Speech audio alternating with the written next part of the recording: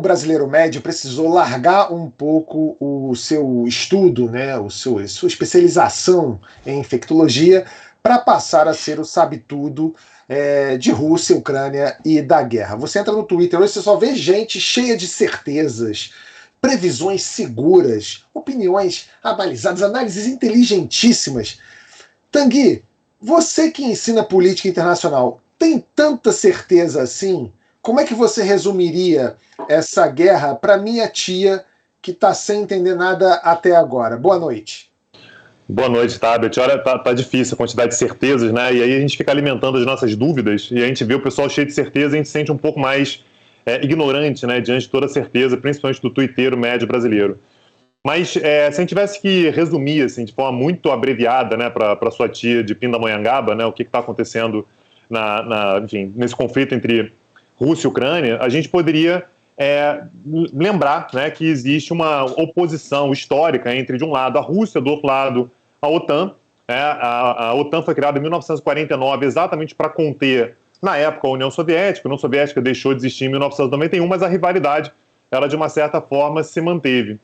E ao longo da década de 1990, a União Soviética termina em 91. A Rússia reacende, né? A Rússia reaparece independente em 1991, portanto, e a Rússia aparece num contexto de muita fraqueza, muito enfraquecida, e o que a OTAN vai fazer vai ser começar a se expandir para países que faziam parte ou da União Soviética ou da zona de influência da União Soviética. Então, Polônia, Hungria, República Tcheca, países bálticos, né? Então Estônia, Letônia, Lituânia, todos os países começam a fazer parte da OTAN e, portanto, começa a ter uma proteção contra a Rússia. Então, se a Rússia quiser fazer alguma coisa contra qualquer um desses países, a OTAN vai em defesa deles. E um dos últimos bastiões, realmente, daquela zona de influência que era soviética, agora uma zona de influência russa, é exatamente a Ucrânia. A Ucrânia é um país que é grande, é um país grande territorialmente, claro que, se a gente for comparar com a Rússia, nada é grande, né? Mas é um país relativamente grande do ponto de vista territorial e tem a intenção de entrar na OTAN. Para quê? Para se proteger exatamente da Rússia. E o que a Rússia diz é que isso não pode acontecer em hipótese alguma, afinal de contas, a Ucrânia é Rússia, né? E aí rola uma crise de identidade aí, se a Ucrânia, afinal de contas, é Europa Ocidental ou se a Ucrânia é Rússia, né? Então, numa análise muito estreitada, a gente pode analisar mais ou menos esses fatores aí.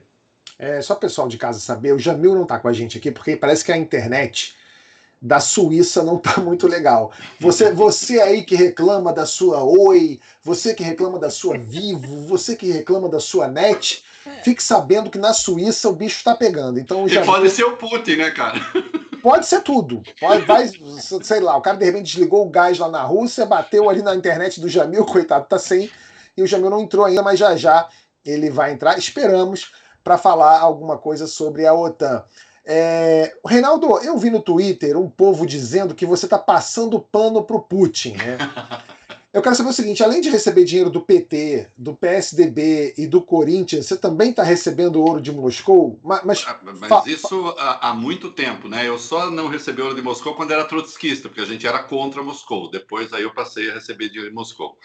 Olha, o Bagdadi fez um resumo para a tia de Pindamonhangaba, mas o Bagdadi Pindamonhangaba para Dois Córregos é grandeza demais, a gente é muito menor, né? Então eu preciso acrescentar uma outra coisa, né?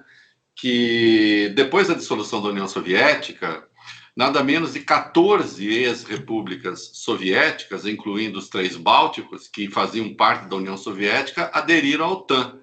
Não só isso, a OTAN foi buscar a Geórgia lá na outra ponta para ver se conseguia também.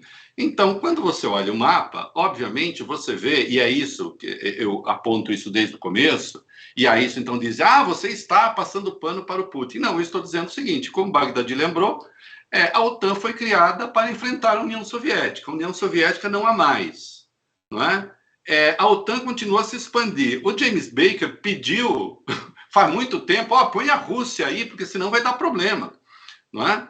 A única coisa que a OTAN tem pela frente é a Rússia. A hora que a Rússia vê a sua maior fronteira em vias de aderir à OTAN, ou então ainda hoje o Zelensky, este comediante, falando que ele quer sim entrar na União Europeia, hoje, quando estava acontecendo reunião lá em Belarus para tentar ver se chega a algum lugar no conflito, Então você vê que a questão da OTAN não é um falso pretexto. O que eu estou me opondo a alguns colegas meus, liberais, alguns ditos conservadores, né? Não gente de extrema-direita, porque a extrema-direita bolsonarista está com Putin. Né? O que eu estou me opondo é dizer assim, a OTAN não é um falso pretexto.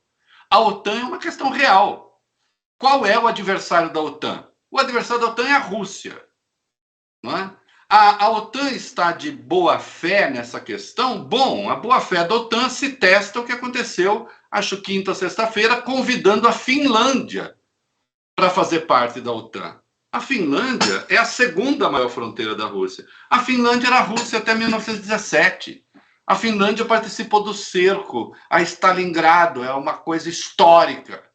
Não é? Perdeu, pagou reparações de guerra, se comprometeu com a neutralidade. Quando a OTAN convida a Finlândia para fazer parte da OTAN, então aí me parece que o conflito da Ucrânia é algo além do conflito na Ucrânia.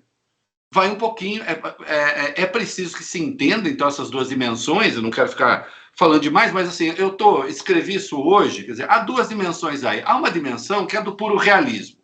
A do puro realismo, né, o Bagdadi, que é o especialista nessa área, a gente vai lá, eu posso mais, eu vou lá e te mato e pronto, acabou. E é pronto, só isso, eu tenho a minha potência maior do que a sua, acabou, ganhei. Né? E existem as leis internacionais. Que o Putin transgrediu as leis internacionais, ninguém duvida. Que ele tem de sofrer sanções, ninguém duvida. Agora, entre o realismo de quem pode mais chora menos e as leis internacionais, há que se estabelecer um equilíbrio. Por isso que no artigo do Henry Kissinger, lá de 2014, ele diz assim, a Ucrânia tem de ser livre para ser o que ela quiser, inclusive para ser Europa. Agora, a Ucrânia não pode ser da OTAN, porque essas duas dimensões estão presentes.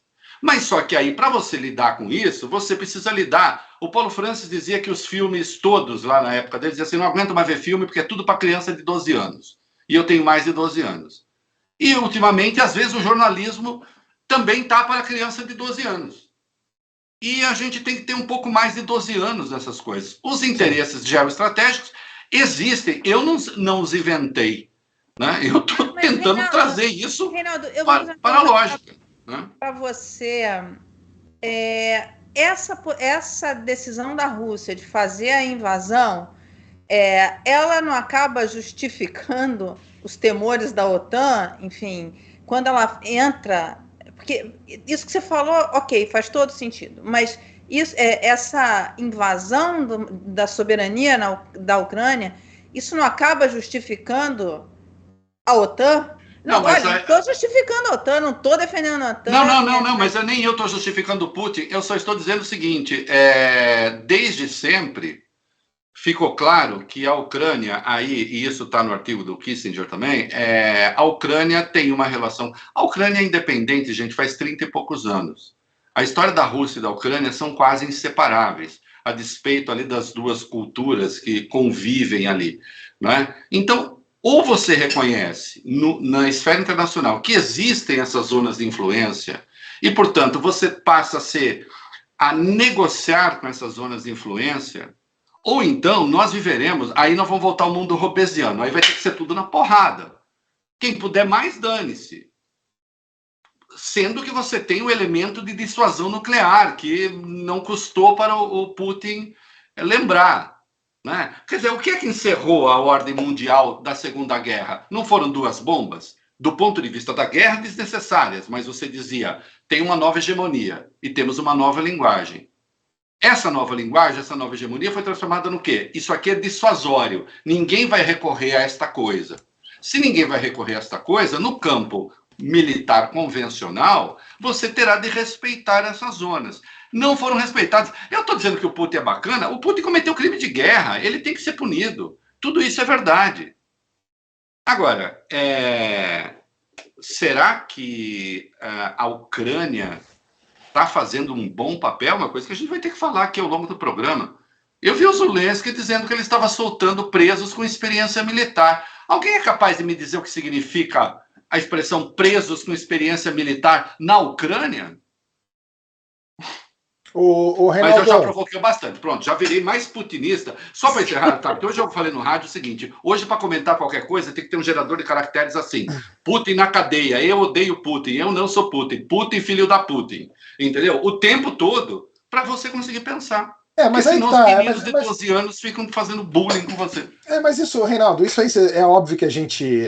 Assim, você falou que fez umas provocações aí, e aqui também a gente faz uma provocação para você, porque é aquela coisa, a gente viu que no Twitter você...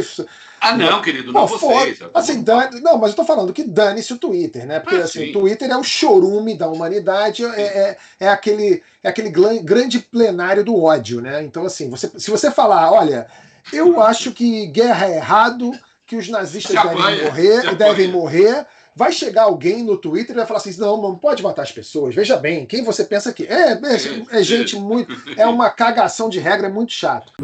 Jornalismo independente, pluralidade e análise de qualidade.